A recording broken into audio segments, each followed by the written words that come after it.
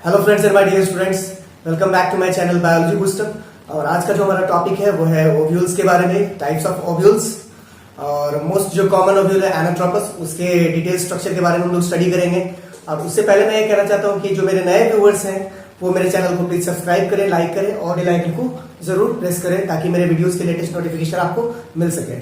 तो चलिए शुरू करते हैं।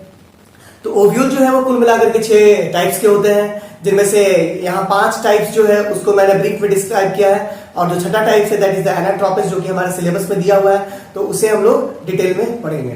तो ये जो पहला ओव्यूल है दिस इज द एट्रोपस ओव्यूल और ऑर्थोट्रोपस।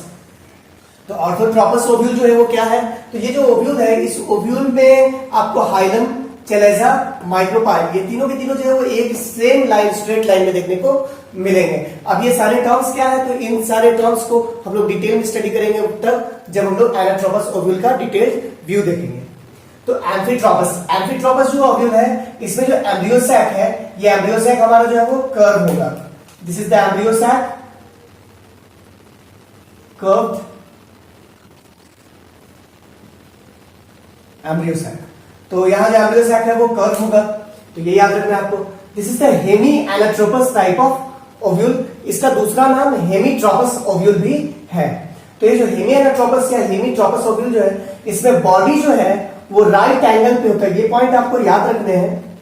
नीट में कई बार ओव्यूल्स के टाइप के ऊपर जो है वो क्वेश्चन पूछा गया है। आप देखिए 2015 के 2014 के जो क्वेश्चंस हैं उनमें आपको देखने को मिलेगा टाइप्स ऑफ ओव्यूल के बारे में। तो बॉडी जो है इसका ये फ्यूनिकल से राइट एंगल पे होता है, that is light at the 90 degree.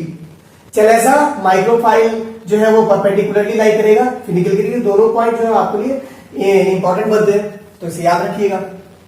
Next one is the campylotropous ovule. और जो कैम्पिलोट्रोपस ओव्यूल है इसकी खासियत क्या है कि यहाँ जो ओव्यूल है वो बिल्कुल कर्व होगा।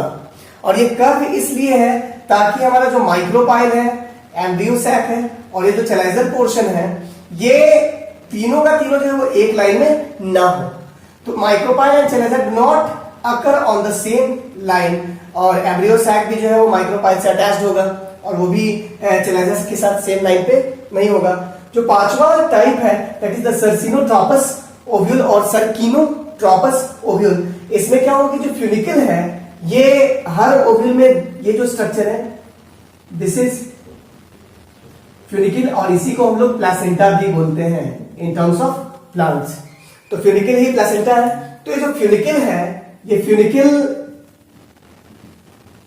जो फ्यूनिकल है सर्किनोट्रोपस ओव्यूल के केस में बाकी सारे ओव्यूल्स के रिस्पेक्ट में काफी लंबा होगा और ये पूरे ओव्यूल को ये बिल्कुल एक तरीके से कवर करता है। तो funicle is very long, creating a full circle around the ovule. और जो माइक्रोपाइल है ये पॉइंट करेगा अपोजिटली, जो अपवर्ड डायरेक्शन है उसमें ये माइक्रोपाइल पॉइंट करेगा। और एक तरीके से देखने में ये एनाट्रोपस ओव्यूल की ही तरह है, लेकिन ये चूंकि इसमें फ्यूनिकल जो है ये बिल्कुल ही इसको सर्कल किए हुए, इसीलिए इसको हम लोग सर्सिनोट्रोपस ओव्यूल कहते हैं। और अब हम लोग मूव करेंगे जो हमारा छठा टाइप है that is the anatropous ovule, most common type of ovule. तो उसके डिटेल्ड व्यू को हम लोग देखेंगे। तो चलिए देखते हैं। सीड का जो आउटर कवर है वो आउटर इंटीग्यूमेंट जो है वो टेस्टा कहलाता है। और इसके अंदर की जो लाइनिंग है this one is called tegmen, inner integument. Integument word का मतलब होता है स्किन। तो सीड का बाहरी स्किन टेस्टा कहलाएगा और जो इनर स्किन है ये कहलाएगा टेगमेंट। और आउटर के कंपैरिजन में टेगमेंट जो है वो काफी थीन स्ट्रक्चर होता है, ट्रांसपेरेंट स्ट्रक्चर होता है। अमूमन सीड्स में देखने को ये नहीं मिलता है क्योंकि इतना ये थीन होता है कि उसे डिफरेंशिएट कर पाना पॉसिबल नहीं होता है। This is the embryo sac.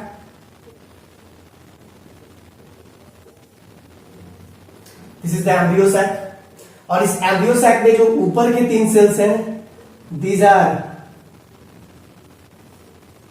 Antipodal cells.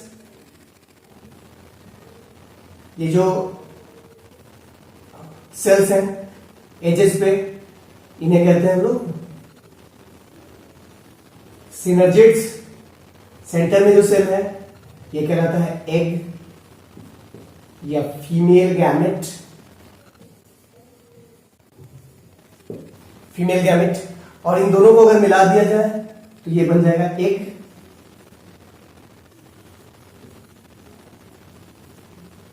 Egg apparatus. This is the thin pore which is called micropyle. Micro means very minute and pyle means hole. तो ये बिल्कुल minute hole है। This is the funicle and attachment in between ovule and ovary, which is also known as placenta.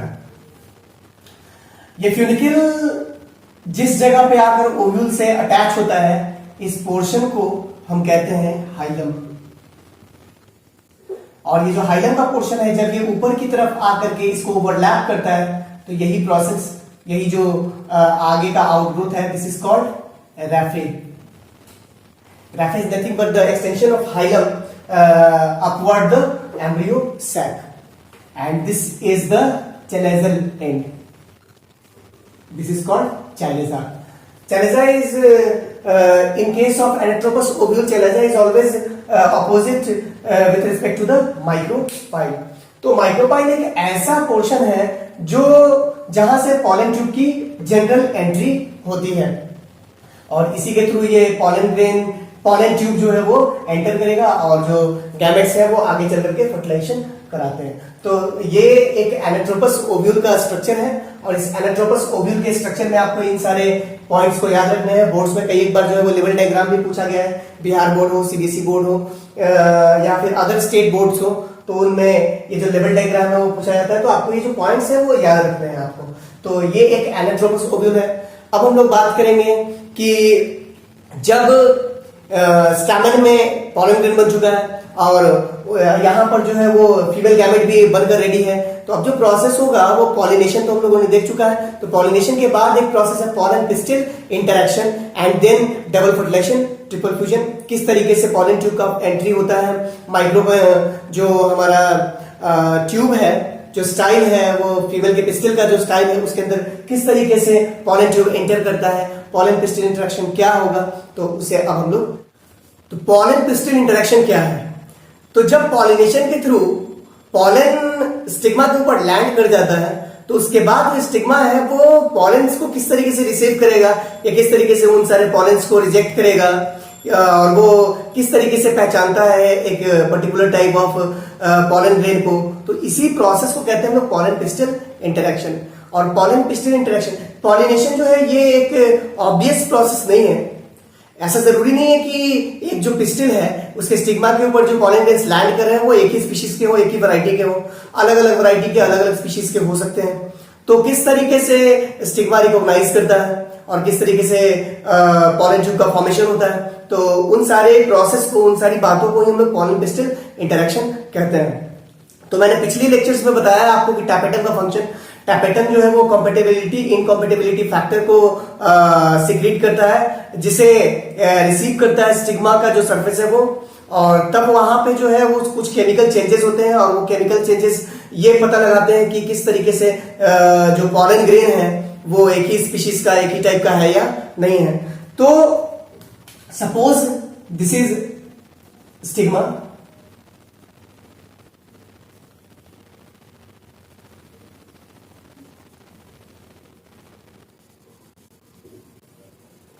This is a pistol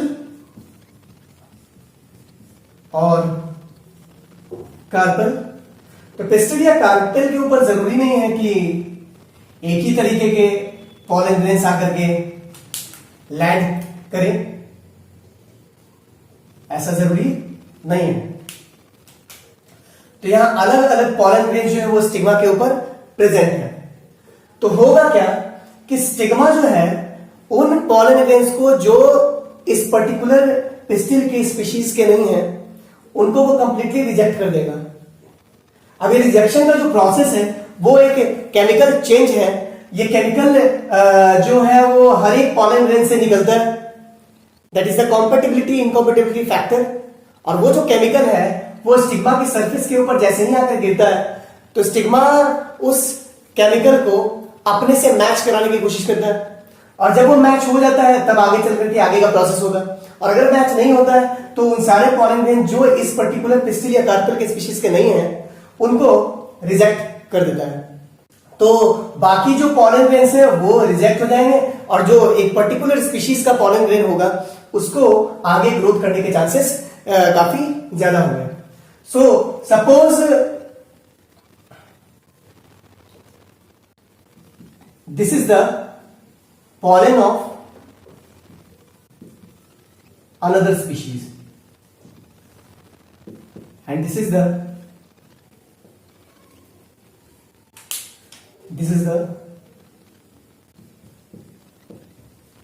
pollen of same species with respect to carpel।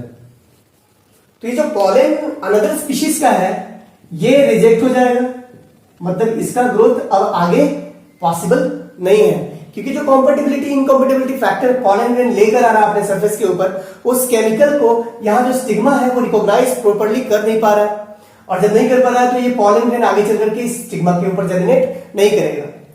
तो इसके ऊपर ये जो red वाला pollen grain है, red वाले pollen grain के ऊपर जो कॉम्पेटिबिलिटी इनकॉम्पेटिबिलिटी फैक्टर है उस फैक्टर का मैचिंग जैसे ही स्टिग्मा की सरफेस के ऊपर हो जाएगा तब आगे के प्रोसेसेस देखने को आपको मिलेंगे। तो होगा क्या कि ये जो रेड वाला पॉलन ग्रेन है, इस रेड वाले पॉलन ग्रेन के सरफेस के ऊपर पहले भी मैंने बात की है कि आपको डिसकंटिन्यूअस लेयर देखने को मिलता है, and these discontinuous layers are germ pore।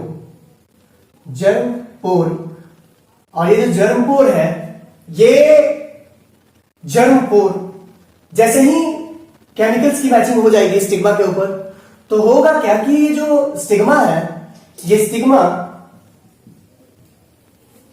Stigma है stigma starts secreting sugar plus water after matching done with the pollen of same species. एक ही स्पीशीज के पॉलन के मैचिंग के बाद स्टिग्मा जो है ये एक शुगर और वाटर का जो कंटेंट है मास है वो सिक्रीट करता है, और ये जो मास है sugar plus water is absorbed by the pollen grain through germ pore के थ्रू ये जो शुगर और वाटर है ये एंटर करेगा जर्म पोर के थ्रू एंटर करेगा शुगर प्लस वाटर इस पॉलन ग्रेन के अंदर, और पॉलन ग्रेन जो है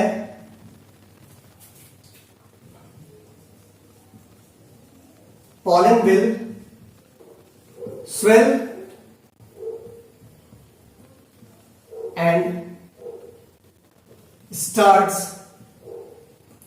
expanding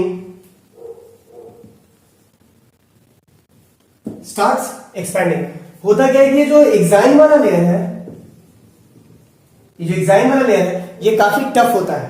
तो एग्जाइम का लेयर काफी टफ होने के कारण जो पॉलन है वो स्वेल तो करेगा, लेकिन स्वेल करने के बाद ये एग्जाइम वाला जहां लेयर है उस लेयर से ये बाहर नहीं आ सकता है। तो ये जो जर्म पोर है जहां जर्म पोर है वहां से पॉलन ग्रेन का आउटग्रोथ होना स्टार्ट होता है।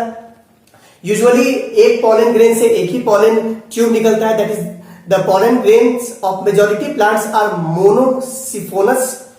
एक टर्म है मोनोसाइफोनस, मोनो मतलब सिंगल, एंड साइफन वर्ड का मतलब होता है tube. Pollen grains of most of the plants monosiphonous होता है, यानी कि उस पॉलन ग्रेन के सारे जर्म पोर से पॉलन ट्यूब अराइज नहीं होगा, किसी एक जर्म पोर से पॉलन ट्यूब अराइज होगा और वो स्टिग्मा के अंदर जो कार्पेल है इसके अंदर डिसेंट होगा स्टाइल के अंदर। लेकिन कभी कभी कुछ कुछ जो पॉलन है वो पॉलीसिफोनस भी होते हैं। फॉर एग्जाम्पल अगर बात की जाए तो पॉलीसिफोनस कंडीशन आपको देखने को मिल सकता है, वो पपाया का जो प्लांट है, पॉली मीन्स जेसर एंड साइफन मीन्स ट्यूब। तो एक पॉलन ग्रेन से बहुत सारे जो जर्म पोर जितने भी हैं उन सारे जर्म पोर से पॉलन ट्यूब अराइज होंगे और वो अराइज होकर के आगे का जो डेवलपमेंट है वो कराएंगे। तो ये दो पॉइंट्स आपको याद रखने हैं कि पॉलन ग्रेन मोनोसिफोरस भी हो सकते हैं, पॉलन ग्रेन पॉलीसिफोरस भी हो सकते हैं।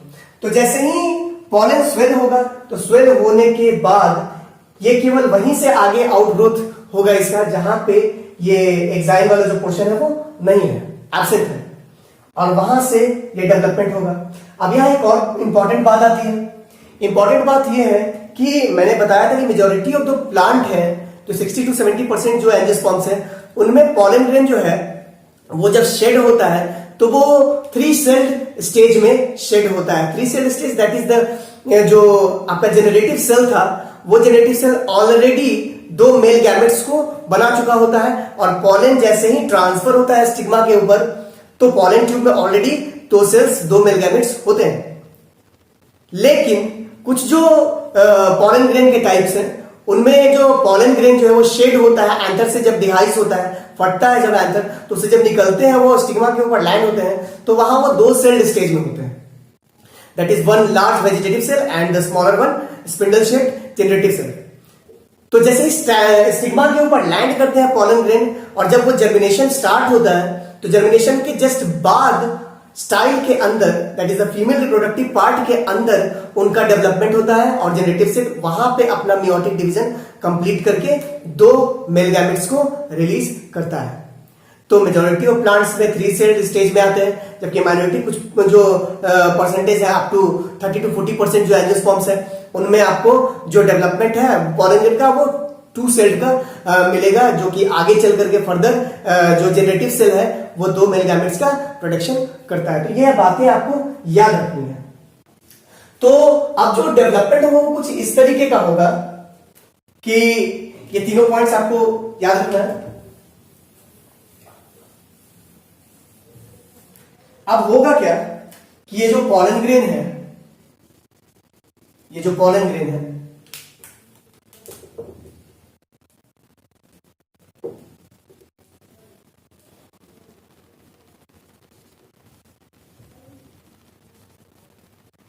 इसमें मोनोसिफोरस कंडीशन अगर देखी जाए तो जैसे ही शुगर और स्टार्च वेजिटेटिव सेल के अंदर जाएगा तो इसके जाने के जस्ट बाद ये जो इंटाइन वाला पोर्शन है पॉलन ग्रेन का इसका इलोंगेशन स्टार्ट होगा और इसके इलोंगेशन के कारण कुछ इस तरीके का ट्यूब बनना स्टार्ट होगा।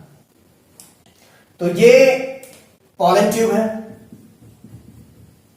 नीट में बहुत बार पूछा भी गया है कि पॉलन ट्यूब जो है वो पॉलन ग्रेन के किस लेयर से बनता है, एक्साइल या इंटाइन। तो pollen tube is nothing but the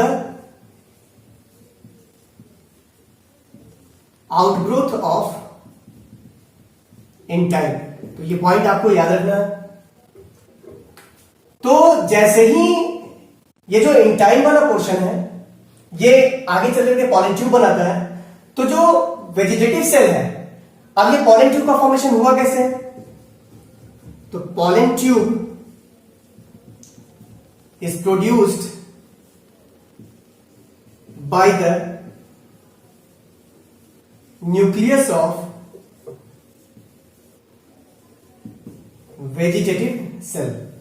ये पॉइंट भी आपको याद रखना है कि पॉलन ट्यूब का जो फॉर्मेशन होता है वो वेजिटेटिव सेल के न्यूक्लियस से होता है और जो हमारा जेनरेटिव सेल जो यहां स्पिंडल शेप्ड एक सेल मैंने प्रीवियस लेक्चर में बनाया था। तो ये जो स्पिंडल शेप्ड सेल है ये आगे चल करके मियोटिकली डिवाइड करेगा और सॉरी माइटोटिकली डिवाइड करेगा और डिवाइड करके और वो 2 मेल गैमेट बनाएगा।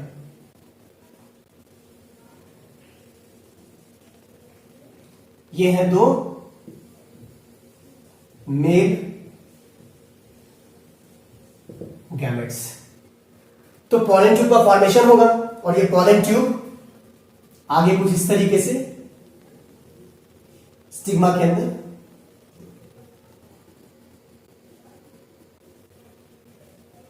एंट्री लेगा और एंट्री लेने के बाद अब ये धीरे धीरे ये पॉलन ट्यूब ग्रो करेगा और ग्रो करने के बाद अल्टीमेटली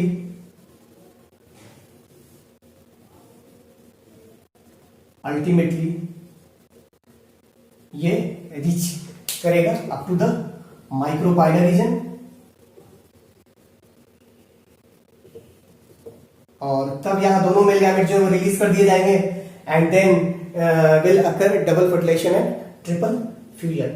तो ये ओवरऑल एक पॉलन पिस्टिल इंटरेक्शन है और मैं आशा करता हूं कि मैं सक्षम रहा हूं आप लोगों को समझाने के लिए कि ये पॉलन पिस्टिल इंटरेक्शन क्या है, किस तरीके से पॉलन ट्यूब का फॉर्मेशन होता है और किस तरीके से आगे चल करके ये जो गैमेट्स हैं वो रिलीज हो जाते हैं। ये जरूरी नहीं है कि पॉलन ट्यूब जो है इसकी एंट्री हमेशा माइक्रोपाइल से ही हो। ये जो पॉलन ट्यूब है ये अलग अलग तरीकों से कुल मिलाकर के 3 तरीकों से ओव्यूल के अंदर एंट्री कर सकता है और वो जो 3 तरीके हैं वो कुछ इस तरीके के हैं। तो पॉलन ट्यूब की जो एंट्री होगी वो कुल मिलाकर के 3 तरीके से होती है। पहला जो मोस्ट कॉमन तरीका है this is the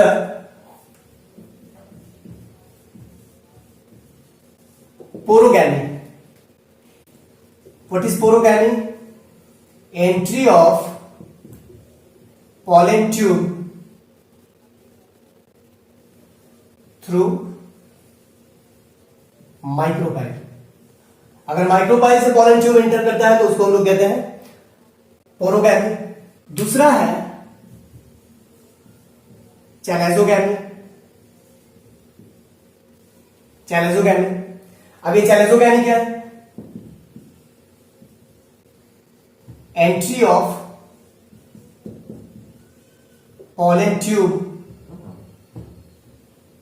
pollen tube through chalaza, and the last one is mesogamy, entry of pollen tube through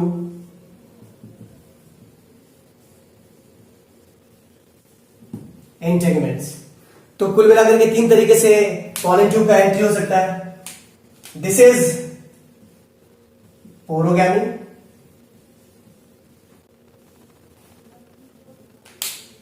next one is this is चैलेजोगैमी,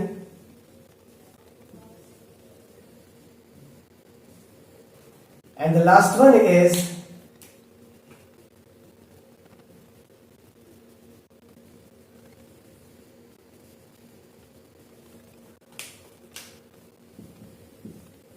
mesogamy. So there are 3 ways from which pollen tube can enter inside the ovule। एक हो गया integument की तरफ से, एक हो गया चैलेजा की तरफ से, दूसरा हो गया माइक्रोपाइल की तरफ से। तो 3 तरीके से जो पॉलन ट्यूब है वो एंटर कर सकता है। And now we will move on to see what is double fertilization and triple fusion. किस तरीके से फ्यूजन होता है, किस तरीके से डबल फर्टिलाइजेशन और ट्रिपल फ्यूजन होता है एंजियोस्पर्म्स में। तो चलिए चलते हैं। ये जो एनाट्रोपस ओव्यूल है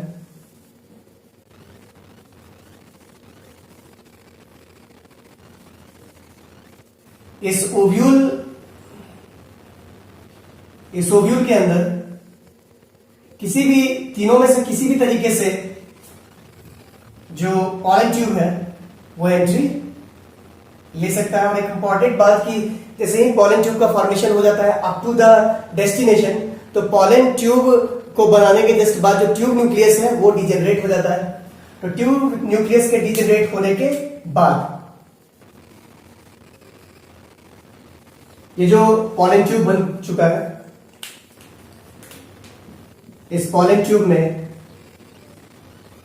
2 मेल गैमेट्स थे। ये 2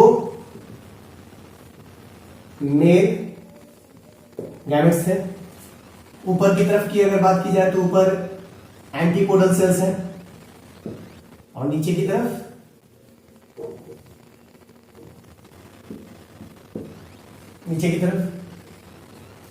जो स्ट्रक्चर्स है। पॉलन ट्यूब जो है is guided towards the micropyle bye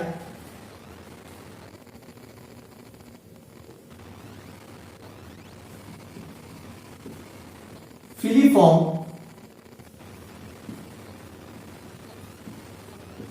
apparatus।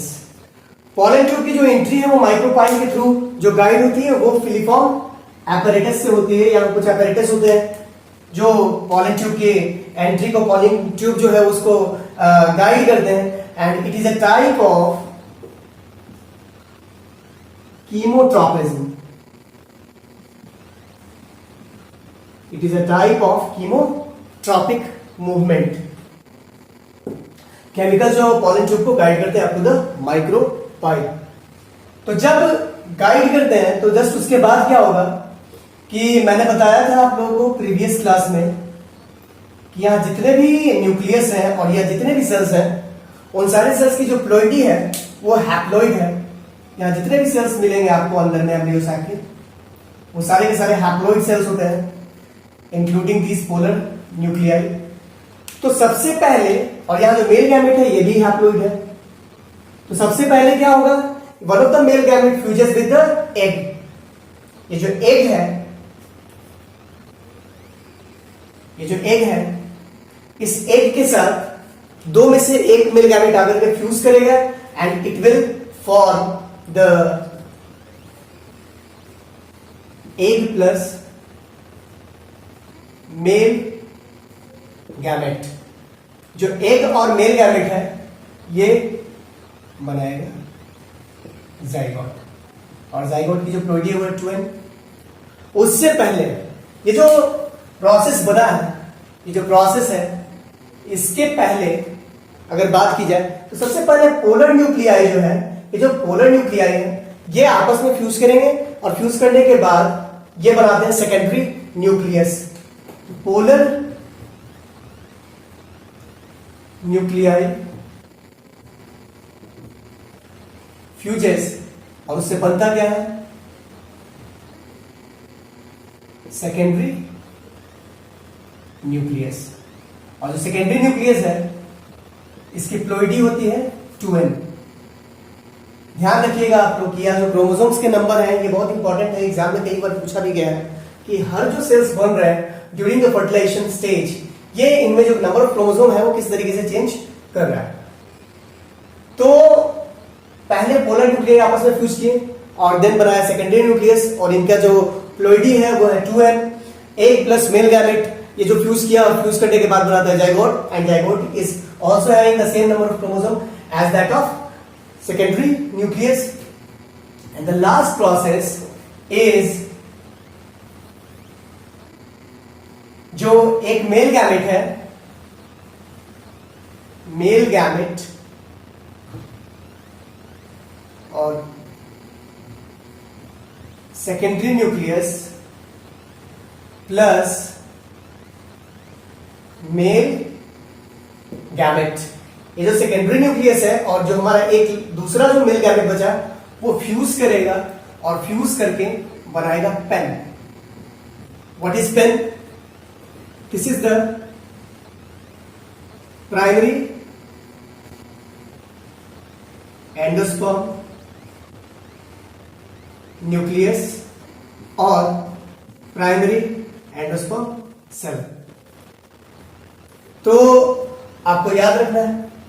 अब यहां जो बात है गौर करने वाली वो ये है कि डबल फर्टिलाइजेशन और ट्रिपल फ्यूजन कहते क्यों है, क्यों कह रहे हैं हम लोग कि ये डबल फर्टिलाइजेशन और ट्रिपल फ्यूजन है।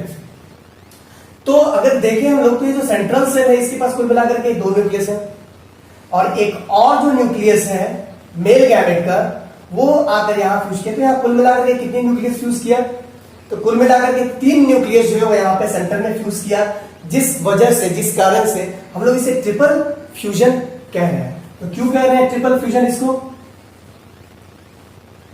3 nuclei that is 2 polar nuclei and 1 male gamete, 1 male gamete fuses। तो कुल मिलाकर के चूंकि यहां पे 3 न्यूक्लियस का फ्यूजन हुआ है, that's why it is called triple fusion. याद रखना है आप लोगों को कि इसको ट्रिपल फ्यूजन क्यों कहते हैं, क्योंकि यहां 3 न्यूक्लियस का आपस में फ्यूजन हुआ है, और 3 न्यूक्लियस के फ्यूजन के बाद जो प्लोइडी बनती है दैट इज द 3N, यानी कि जो एंडोस्पर्म है एंजियोस्पर्म्स का, आपको ये गौर से याद रखना है बात, ये नीट के एग्जाम में पूछा गया है कई एक बार कि जो जिम्नोस्पर्म का एंडोस्पर्म है और एंजियोस्पर्म का जो एंडोस्पर्म है इन दोनों में क्या डिफरेंसेस है। तो एंजियोस्पर्म का जो एंडोस्पर्म है वो ट्रिप्लोइड नेचर का होता है, 3N क्रोमोसोम होते हैं, जबकि जो जिम्नोस्पर्म है उसका जो एंडोस्पर्म है वो हैप्लोइड होता है, दैट इज जो सेंटर का जो सेल होता है उसमें नंबर ऑफ जो क्रोमोसोम है वो हैप्लोइड होते हैं, हाफ होते हैं, N नंबर ऑफ क्रोमोसोम होते हैं। तो ट्रिपल फ्यूजन हो गया। अब इसे डबल फर्टिलाइजेशन क्यों कह रहे हैं हम लोग, डबल फर्टिलाइजेशन कहने का मतलब क्या, फर्टिलाइजेशन का मतलब क्या होता है, फर्टिलाइजेशन का मतलब होता है fusion of male gamete with the female.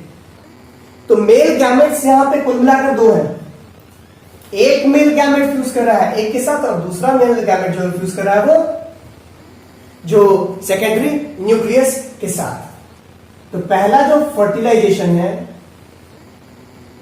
इसमें एग प्लस मेल गैमेट, और जो दूसरा फर्टिलाइजेशन है उसमें secondary nucleus plus male gamete, और दोनों के दोनों जो है वो एक तरीके से फीमेल ही, फीमेल के न्यूक्लियाई है। तो fusion of female nuclei with the male is called fertilization. तो ये जो दोनों प्रोसेसेस हैं, ये दोनों के दोनों जो प्रोसेसेस हैं, इन दोनों प्रोसेस को ही हम लोग कहते हैं डबल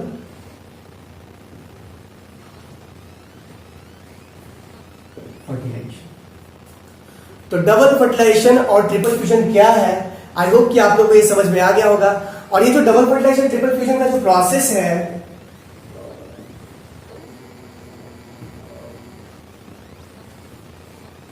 डबल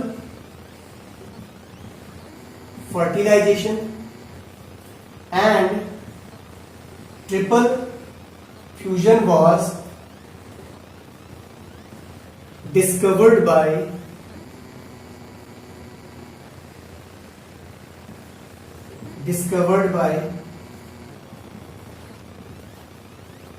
नावास्चिन, एक साइंटिस्ट हैं, इन्हीं के द्वारा डबल फर्टिलाइजेशन जो है उसकी डिस्कवरी हुई थी इन फ्रिटिलेरिया एंड लिलियम। ये 2 प्लांट्स हैं, इन 2 प्लांट्स में डबल फर्टिलाइजेशन और ट्रिपल फ्यूजन की डिस्कवरी हुई थी। तो आपको ये याद रखना है। आई होप कि जो डबल फर्टिलाइजेशन ट्रिपल फ्यूजन का जो टॉपिक है ये आप लोगों को समझ में आया होगा। अब हम लोग बात करेंगे पोस्ट फर्टिलाइजेशन इवेंट्स की, और तब तक के लिए आज के लिए जो टॉपिक है उसको यहीं पे समाप्त करता हूं। और आई होप कि आज का जो सेशन है वो आप लोगों को समझ में आया होगा, और अगर समझ में आता है तो इसे लाइक करें, शेयर करें और सब्सक्राइब करें। तब तक के लिए थैंक यू सो मच।